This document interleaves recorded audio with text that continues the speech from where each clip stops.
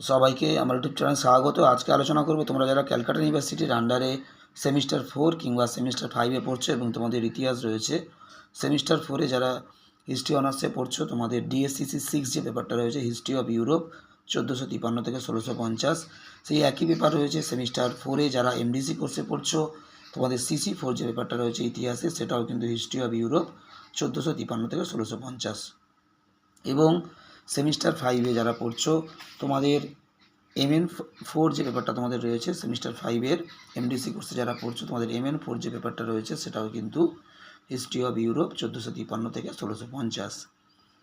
এই ডিএসসিসি 6 কিংবা CC4 কিংবা MN4 তিনটেই কিন্তু একই পেপার। এই পেপার থেকেই একটা গুরুত্বপূর্ণ 5 নম্বরের প্রশ্ন উত্তর আজকে দিচ্ছি, তোমরা প্রথম থেকে শেষ পর্যন্ত দেখতে থাকো। হিউগেনট কারা ছিল বা কাদের বলা হতো, কিংবা হিউগেনটদের কার্যকলাপ আলোচনা করো। তোমাদের জন্য খুবই গুরুত্বপূর্ণ মান 5-এর একটা প্রশ্ন।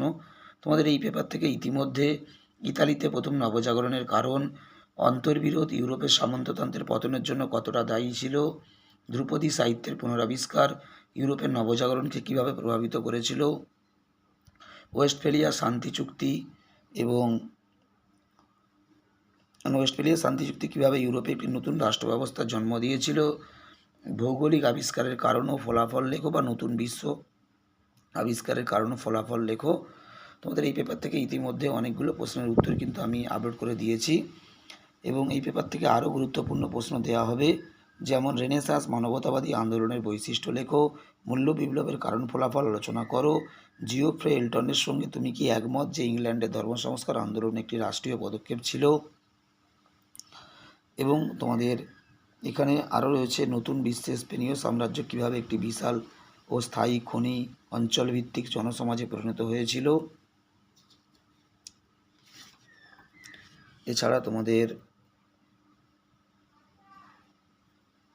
ধর্ম সংস্কার আন্দোলনে মার্টিন লুথার, ইংল্যান্ডের এনক্লোজার আন্দোলন, যুগ সন্ধিক্ষণ বিতর্ক, খুবই গুরুত্বপূর্ণ প্রশ্ন।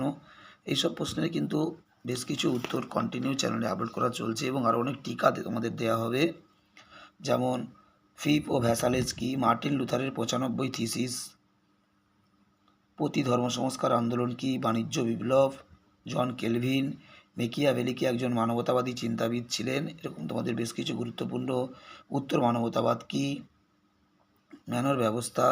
তোমাদের এখান থেকে আরও গুরুত্বপূর্ণ কিছু বড় প্রশ্ন এবং টিকা আপলোড করা হবে। তোমরা যদি এগুলো পেতে চাও অবশ্যই তোমরা সাবস্ক্রাইব করে দিও এবং কন্টিনিউ ফলো রাখবে, তাহলে তোমরা অবশ্যই এখান থেকে উত্তর কিন্তু তোমরা চ্যানেল থেকে পেতে পারবে।